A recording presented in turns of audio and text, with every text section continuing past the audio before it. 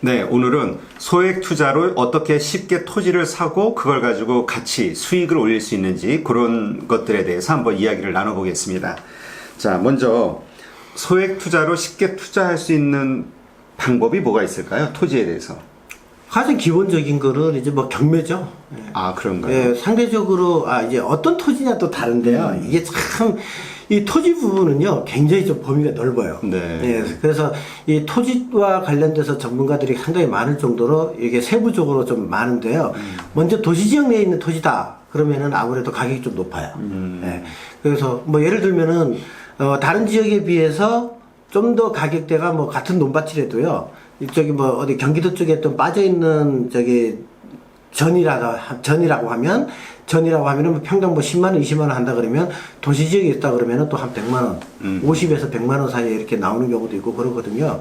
그래서 토지는 사실 이렇게 어떻게 보느냐에 따라서 어떤 토지를 보느냐에 따라서 많이 다른데 일반인들이 만약에 그런 쪽에 투자를 하신다 그러면 가급적이면 그런 이제 목장용지라든가 뭐 이런 것들은 좀 가급적이면 배제 할 수 있는 것들을 만약에 따진다 그러면은 예를 들어서 주차장 부지, 네, 그 다음에 계획관리 지역 내에 있는 주차장 부지라든가, 그리고는 또 이제 그 도시 지역 안에 있는 뭐 밭, 그리고 잡종지, 대지, 자, 요런 부분들 쪽으로는 한번 해볼만 해요.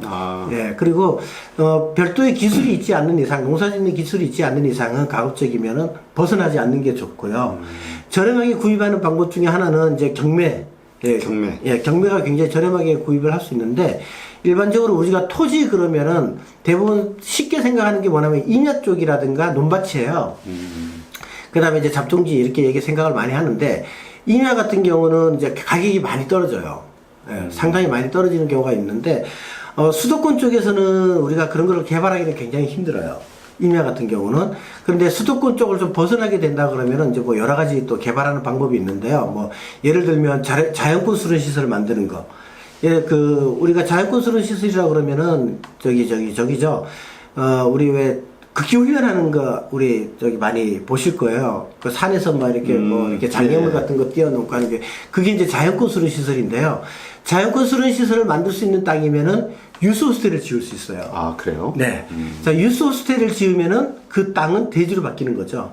예. 그리고 그 주변에 또 다른 이제 뭐 식당이라든가 이런 거 지을 수 있는 땅이 일정 부분 만들어질 수 있어요. 자, 그렇게 되게 되면은 이제, 이건 또 소액 투자라기 하기보다는 좀 자금 있는 사람들이 투자하는 거네요. 규모가 좀 커지네요. 예. 이제 작은 거를 투자한다 그러면은 이제 도시 지역에서 이렇게 보시면 좋은데, 허름한 주택에 있는 토지 같은 경우도 괜찮고요. 지금 파주에 있는 토지 같은 경우도 지금 이제 그쪽 조만간에 이제 지하철역 기준으로 해가지고 주변에 토지가 간혹 경매가 나오기도 하는데요. 그런 경우는 가격이 조금 떨어져요. 그런 부분도 이렇게 노려보면서 할 수 있고요. 그 다음에 이제 현장 가서 가지고, 토지를 싸게 사는 방법 중에 한 가지가요. 뭐냐면요. 크로스 체크예요. 크로스 체크라는 예. 거는? 부동산 사무실을 여러 군데 가서 확인해 보는 거죠. 그러니까, 첫 번째로 우리가 제일 많이 오류를 범하는 것 중에 하나가 뭐냐면요. 그 땅 주변에 있는 부동산 사무실을 많이 가시거든요. 네. 안 돼요. 이런 얘기를 여기서 이렇게 하면은 또 중개하시는 분들이 또 이제 뭐라고 하실 수 있는데, 그 가까운 땅에 있는 사람은 이 사람하고 관계가 있어요. 내가 지금 관심을 가지고 있는 토지의 근처에 있는 부동산 사무실은 이미 이 땅 주인하고 어떤 얘기가 또 있을 수도 있어요. 여기를 통해서 뭐 매매를 해달라고 부탁을 해놨던가. 그렇죠. 그랬을 때는 그런 가까운 쪽도 물론 중요해요. 그렇지만 조금 떨어져서 있죠. 시내에 가서도 물어보셔도 돼요. 예, 도시에 가서도 부동산 사무실 가서 물어보셔도요. 그 얘기를 할 수 있어요. 왜냐하면 그 정보들이 전부 다 방에 떠 있었거든요. 그래서 그런 쪽 가셔가지고도 또 이렇게 크로스 체크 해보시면은 가격을 훨씬 더 싸게 구매할 수 있습니다. 근데 보통 지금 시스템을 보면 보통 이제 부동산 물건을 가지신 분들이 이제 매매나 어떤 임대나 이런 걸 내놓기 위해서 부동산에 내놓으면 하나의 조건으로 다 똑같이 통일돼서 내놓지 않나요? 예. 근데 이제 중개사무소들마다 거래를 해본 경험들이 있거든요. 그러니까 그 주변의 시세 그러니까 내가 지금 취급하지 않는데 이게 좀 요 정도면 산다. 네.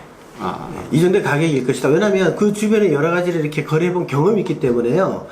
그 땅이 예를 들어서 평당 50만 원이라 그러면 그렇게 비쌀 일이 없는데 이런 얘기가 나와요.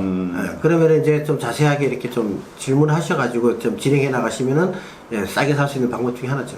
근데 마침 가격 얘기가 나왔으니까 이게 가격이 적정한지 혹은 이게 비싼지 싼지를 근데 그 말만 듣고서는 제가 믿을 수가 없잖아요. 어떻게 이 공시지가도 믿을 수 없잖아요, 땅은. 네네.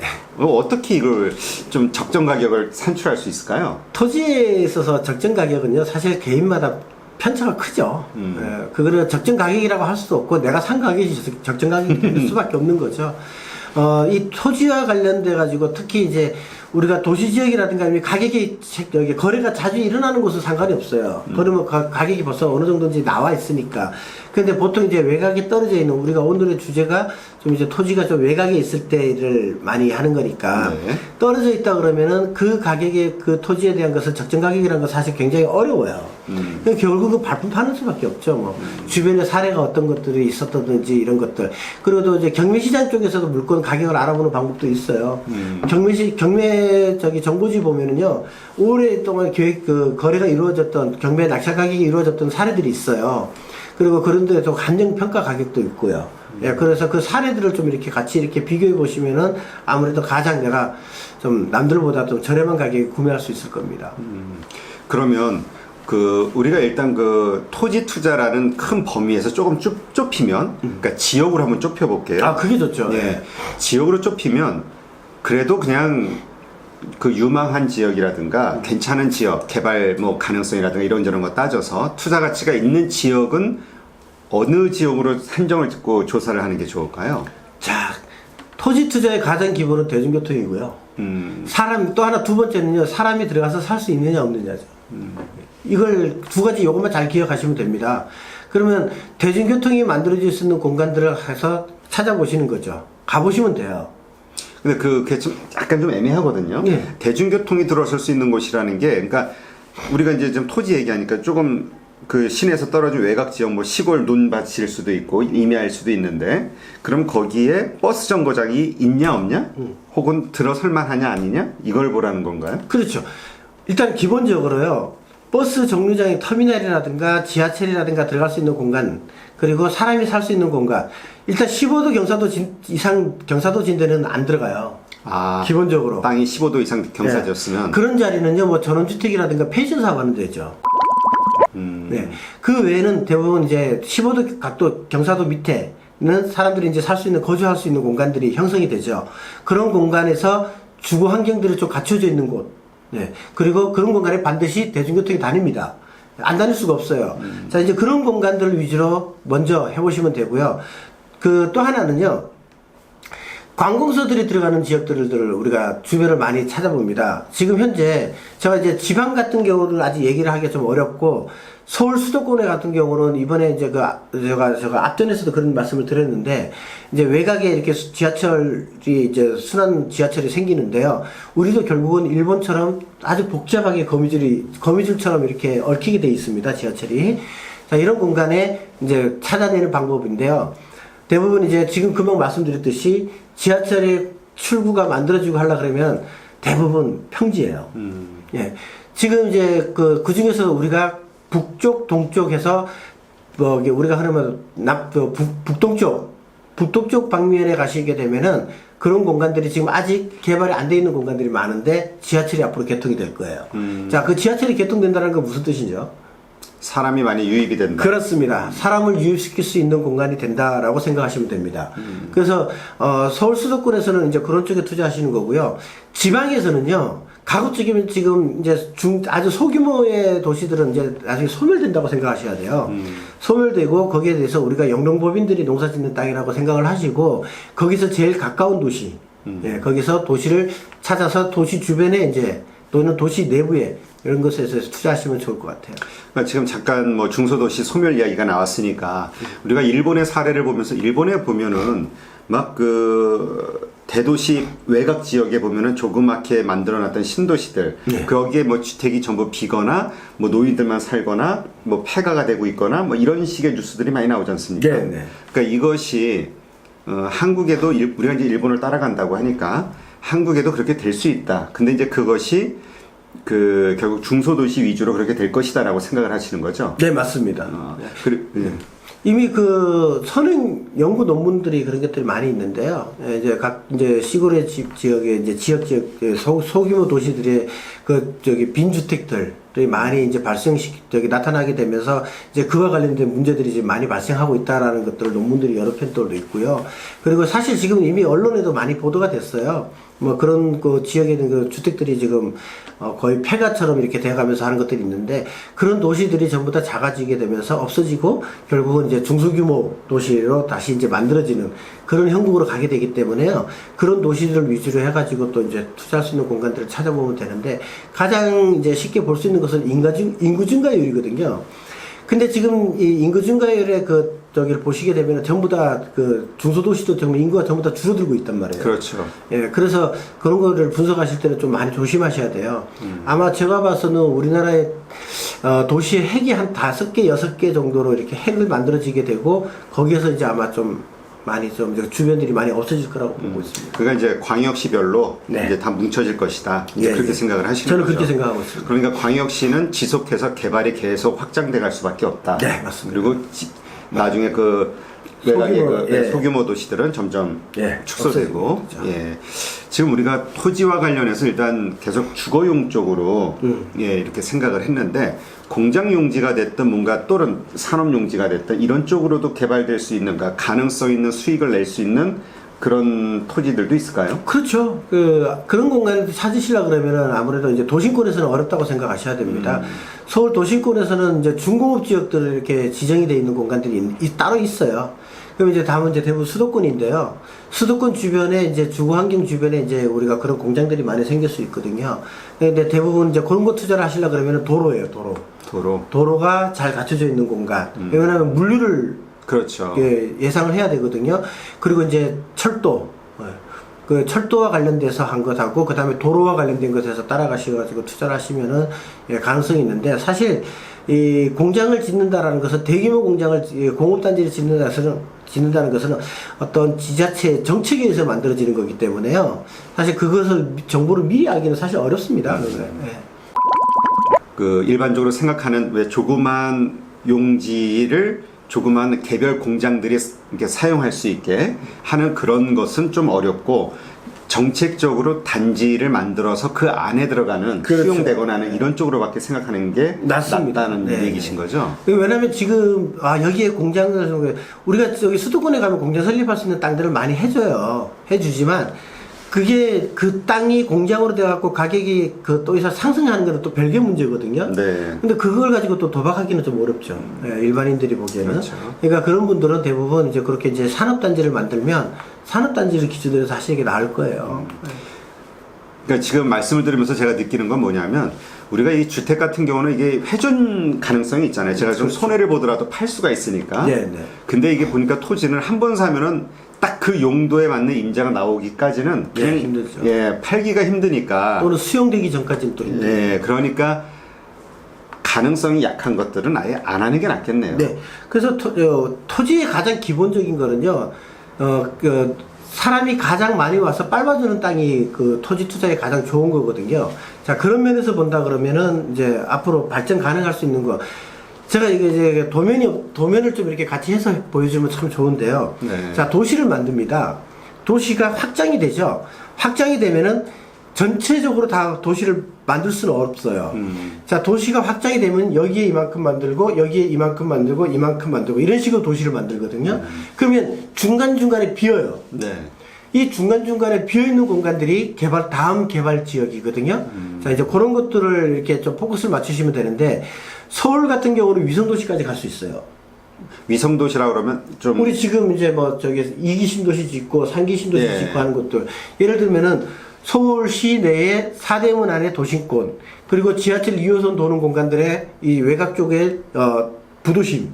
그 다음에 여기서 이제 벗어나는 거죠. 그래서 우리가 위성도시라 그러면 뭐 제 1기 신도시 때 있는 거, 용인이라든가 뭐 하남이라든가 뭐 저기 일산이라든가 이런 게 전부 다 위성도시란 말이에요. 그렇죠.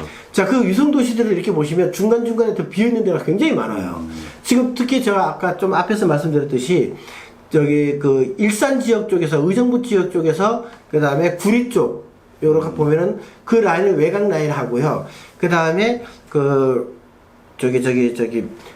남쪽이 더 동남쪽으로 보시게 되면은 저기 경기도 광주, 그다음에 이천 이런 쪽 라인들이 앞으로 저기 외곽 순환철도가 지하철이 돌아가는 그런 공간들이거든요.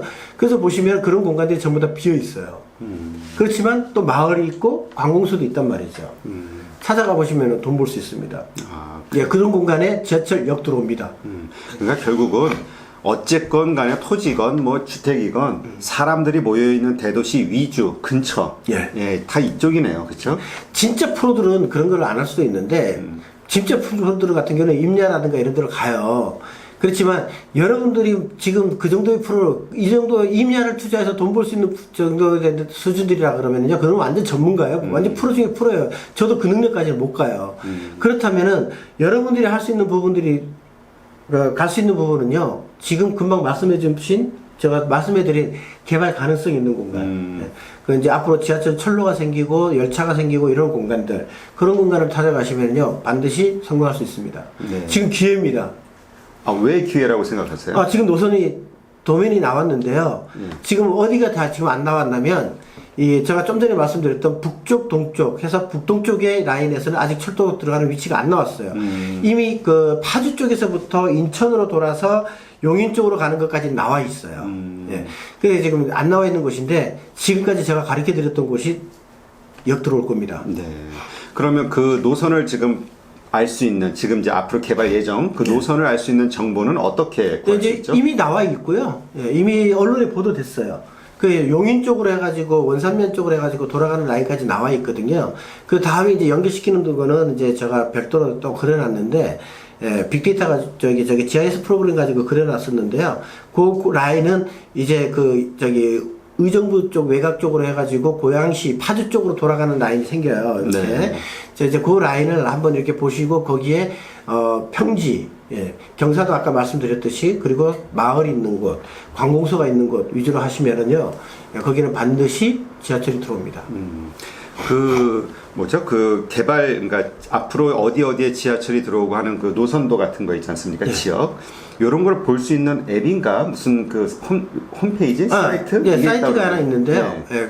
2020년까지, 2020년, 2022년까지의 철도가 지하철역이 어디에 생기는지 나오는 것들이 나와 있는데, 물론 변경될 수도 있고 하지만은요, 그래도 굉장히 좋은 정보가 있을 수 있기 때문에, 지금 우리 유튜브 이거 보시는 분들은, 인터넷에서 검색창에서요, 미래철도 DB라고 한번 검색해 보세요. 미래철도 영어로 DB.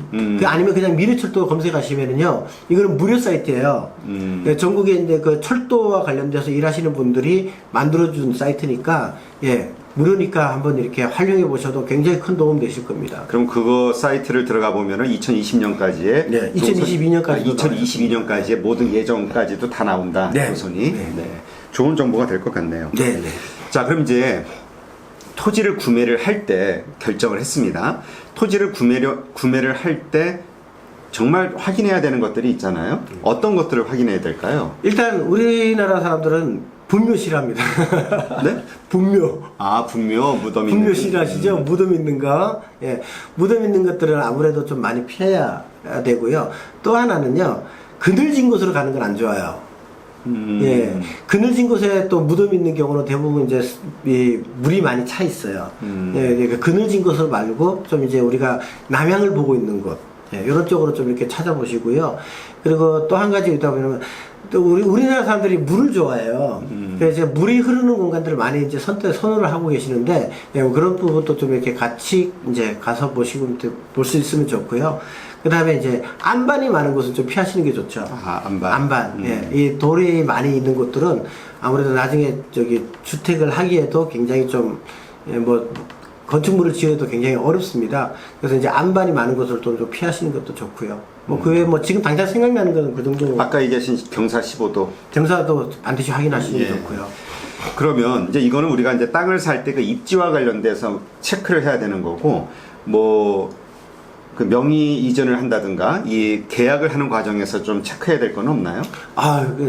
저는 가급적이면은요, 부동산 사무실 가서 계약을 하고 싶어요. 이게 면대면으로 해가지고 계약을 이렇게 직접 하시는 분들이 많은데 그런 경우는 이제 당할 확률이 좀 높아요. 실제 소유자고 뭐 다른 사람이 와가지고 하는데 우리가 그 사람이 실제 맞는 사람인지도 모르거든요. 그런 경우는 뭐 신분증부터 다 한다 그래도 요새 그걸 믿을 수가 없나요? 위조할 수가 있으니까. 등기부등본을 믿고 부동산 계약하는 사람은 바보라고 합니다. 우리나라는 등기부등본이 공신력이 없어요. 예. 그래서 지금 이 방송 보시는 분들은 등기부등본 묻고 계약하시면 안 돼요. 그건 법을 보호 안 해줘요. 그래서 그런 부분하고 계약을 할 때는 반드시 부동산 사무실 끼세요. 예. 그래서 부동산 사무실에서 알려주는 부분들에 대해서 체크를 하셔가면서 하셔야지 여기 지금 단 몇 푼 해가 몇 푼 아끼시려고 하다가 더 큰 돈 날아가는 사례 되게 많거든요. 예, 부동산 사무실 가서 하시고요. 먼저 그 토지에 대한 정확한 면적을 하시려고 그러면 가장 기본적인 게 뭐냐면 경계 측량을 다시 하셔야 돼요. 토지는. 예, 그 점당이라고 가격을 이렇게 한 점에 찍히는 가격에 대해서 가격이 그렇게 크지가 않거든요. 제가 지금 금액이 기억이 안 나는데 그런 것들도 일단 경계 측량 같은 부분도 좀 다시 하실 필요가 있어요. 간혹 가다가 다른 사람 땅에 있는 주택이 내 토지에 이렇게 걸쳐 있는 경우도 있고요. 예, 나무들이 걸쳐 있는 경우도 있고 그런 경우가 사례가 많아요. 예, 밭들도 그렇게 내 경계선에 걸쳐서 밭이 이렇게 있는 경우도 있으니까 경계 측량을 좀 한번 해보시는 게 좋을 것 같아요. 그러면 그 경계 측량 같은 경우는 계약하기 전에 사기를 결정한 순간 네. 해야 된다 이 얘기죠. 미리 해봐야 됩니다. 네. 그리고 나서 정확하게 내 범위를 알고 네. 그것이 내가 살려는 그 평수와 예, 면적하고 일치할 때 네. 그때 이제 만약에 그 서류상으로는 뭐 예를 들어서 5,000평인데 측량해 보니까 한 4,500평밖에 안 된다 이럴 수 있다는 얘기잖아요. 예, 그럴 수 있습니다. 그리고 다른 건축물이 내 땅 위에다 올라올 수도 있고, 그 나중에 굉장히 시끄러워요. 예, 그러면 이제 뭐 소송까지 가야 되고 뭐 이러다 보니까 반드시 경계 측량을 미리 한번 해보시고, 예, 그리고 난 다음에 가급적이면 부동산 사무실 가서 계약하시고요. 분묘가 있다 그러면 분묘가 몇 개 있고, 예, 그런 것들을 다 좀 체크하시는 게 좋겠죠. 그 분묘가 있는 경우에는 어떻게 되나요? 그 다 그 뭐라 그러죠? 철거를 한다 그러나? 아니요. 그거는 법적으로 예. 함부로 철거를 못 하게 돼 있고요. 그리고 또 이제 만약에 또 이것도 굉장히 복잡해지는데요. 네. 그 분묘가 또 인정이 안 되는 분묘도 있고 인정되는 분묘가 있어요. 자, 이제 그런 경우는 이제 여기 읍면동 사무소 가셔가지고 그 분묘의 위치 지도 네, 그걸 해가지고 체크를 해가지고 가서 확인해 보시면은 등록돼 있는 분묘인지 등록이 안 돼 있는 분묘인지 나와요. 만약 등록이 안 돼 있는 분묘는 이제 또 절차에 의해서 예, 이제 없애버릴 수는 있는데 등록된 분묘라 그러면은 그 기간 동안 보장을 해줘야 됩니다. 아, 그럼 역시 그 무덤이 있으면은 결국은 등록된 무덤이 있는 경우에는 예. 그 보존하는 그 기간 동안은 개발하기가 어렵다는 얘기가 되네요. 그리고 아무튼 그런 쪽에 하게 되면 또 뭐 개발을 위해서 또 투자하신 게 아니니까 그래서 이제 그런 경우는 분묘기지권이라는 게 있으니까 예, 그 부분에 대해서 좀 확인하실 필요가 있습니다. 분묘기지권이 형성되어 있다 그러면은 그 기간 동안에 우리가 곱하기 2를 생각을 하시면 돼요. 20년 네, 분묘기지권이 있다면 곱하기 2, 그래서 40년 동안 거의 보장해야 된다고 생각하시고, 그래서 그 기간이 얼마나 됐는지 확인하시고요. 분묘기지권이 없는 경우에는 이제 그거는 이제 환영을 할 수가 있어요. 자, 그럴 때는 이제 공시를 해가지고 소유자가 안 나타난다든가 그러면은 이제 그거를 이제 강제로 이제 해장하는 방법도 있고 그렇습니다. 그러니까 우리가 왜 그런 거 있잖아요. 아, 어디 땅이 나왔어. 아는 사람이 소개를 해가지고 어떤 정보를 얻어가지고, 아, 그 땅 얼마인데, 공시지가 뭐, 10,000원인데, 지금 4,000원에 살 수 있어, 5,000원에 살 수 있어. 그러니까 무조건 싼 거 같잖아요, 공시지가. 그렇죠. 그, 가가지고 그냥 부랴부랴 직접 계약하고 하는데, 이러한 경우라도, 아까 말씀하신 대로 그 가치를 알아보는 거는 일단 기본이고, 그 다음에 계약을, 이런 경우에도 그러면 이 사람한테 계약을 부동산 가서 합시다 이렇게 해가지고 부동산 가서 해야 되는 거죠. 그럼요. 그러면 부동산에는 이 사람도 수수료를 줘야 되고 저도 수수료를 줘야 되잖아요. 예. 그러니까 이 사람도 동의가 돼야 되는 거네요. 네, 이제 그런 경우는 부동산 사무실 가서 이제 협의를 하면 되는데요. 예. 내가 내 것만 해갖고 하자. 예, 그러면 부동산 사무실도 공돈 생기는 거나 마찬가지니까 그렇게 해서 하는 경우가 있으니까요. 가급적이면 부동산 사무실에서 가서 하세요. 그 돈 아까워하시면은 예, 나중에 더 큰 낭패를 볼 일이 많습니다. 그러면 부동산에서 우리가 근데 부동산에서 계약을 한다는 거는 이제 무슨 부동산에 어떤 계약서가 하나 있는 거긴 한데 부동산에서 그 계약에 그렇게 소개를 받아서 하는 거라 할지라도 법적으로 자기들이 다 근거를 조사해서 하기 때문에 믿을 수 있다는 거잖아요. 그럼요. 아, 네. 어쨌건 큰 거래일수록 보니까 이 예, 안전장치를 그렇죠. 안전장치 하셔야 예, 됩니다. 하는 게 좋을 것 같습니다. 그거 조금 아끼려다 진짜 큰 돈 날라가면 큰일이니까. 네, 하여튼 이 토지와 관련해서는 계속 이야기를 나누고 배울수록 정말 신중해야 되겠구나 라는 생각이 많이 드네요. 사실 방송으로 이렇게 해가지고는요, 이 토지와 관련돼 가지고 깊이 있게 얘기가 들어가기 굉장히 어려워요. 일단은 알아듣지 못하는 말들이 너무 많아요. 예를 들어서 국어. 우리 이거 지금 듣고 계신 분들 국어가 뭔지 아시는 분들은 부동산 공부하신 분들이에요. 국어. 우리 흔히 말하면 도랑이거든요. 도랑 우리 조그만 하천. 우리가 또 하천은 또 따로 있어요. 천이라고 하고 따로 있는데 그거 말고 작은 도랑 같은 경우는 국어. 이렇게 말들이 어려운 말들이 많기 때문에요. 사실 깊이 있게 가려 그러면 또 거기에 대한 관련 법률이라는 게 이렇게 어렵기 때문에 그냥 가볍게 지금만 얘기를 하는 겁니다. 네. 예, 그러면 오늘 토지와 관련해서 세 번째 시간에 여기까지 하는 걸로 하시고 다음에 또 깊은 얘기 나누도록 하겠습니다. 그렇게 하겠습니다. 네, 감사합니다. 감사합니다.